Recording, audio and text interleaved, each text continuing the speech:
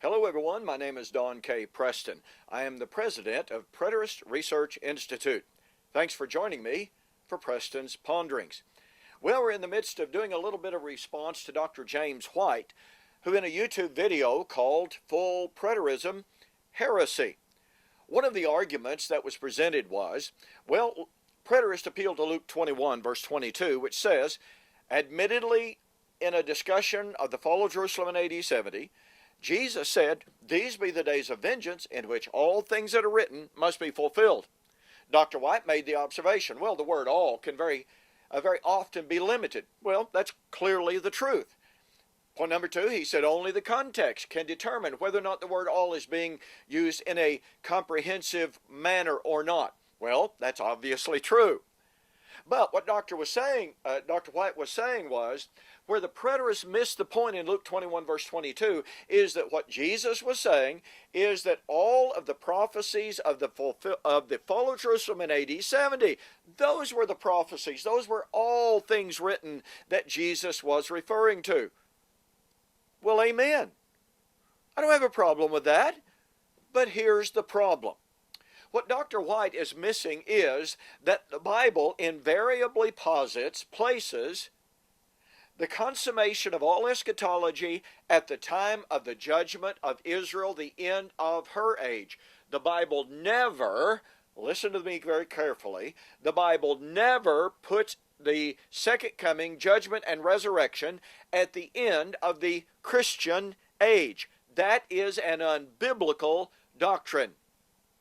Well, let me demonstrate very quickly that the Bible puts the time of the resurrection, the time of the fulfillment of all things, in other words, at the time of the judgment of Israel, not the end of time. In Isaiah chapter 27, verses 1 and 2, we find this reading, quote, "In that day the Lord, with his severe sword, great and strong, will punish Leviathan, the fleeing serpent." Leviathan, that twisted serpent.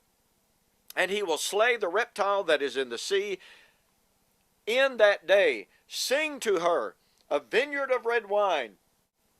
I, the Lord, keep it. I water it every moment, lest any hurt it. I keep it night and day."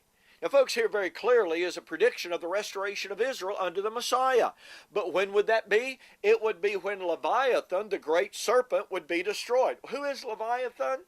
Well, it's none else than Satan, the devil. Look at Revelation chapter 12, verses 10 to 12, for a comparison. But now watch this. In that day, in what day? In what day would God destroy Leviathan? In what day would God restore Israel under Messiah? Well, the antecedent to "in that day" is Isaiah 26:21. It would be the time in which the Lord will come down out of heaven, tread on the tops of the mountains, and the earth will no longer conceal the blood that is in her. In other words, this is the time of the avenging of the blood of the martyrs. Now, very quickly, did Jesus have anything to say about when all of the blood of all of the martyrs was going to be avenged? Yes, he did. In Matthew 23, 29 to 37, Jesus said that all of the blood of all of the righteous, from Abel, that's all the way back to creation, unto Zacharias, son of Barachias, was going to be avenged in his generation. Now, do you suppose that all of the blood of all of the martyrs, all the way back to creation, is included in the blood of the martyrs to be vindicated at the coming of the Lord of Isaiah 26? If not, why not? What's the exegetical basis for rejecting that? And oh, by the way, Isaiah 26 verse 19 puts all of this in the context, the framework, and at the time of the resurrection. "Awake, awake, you who sleep in the dust, and arise." Oh, wait a minute. When would this be?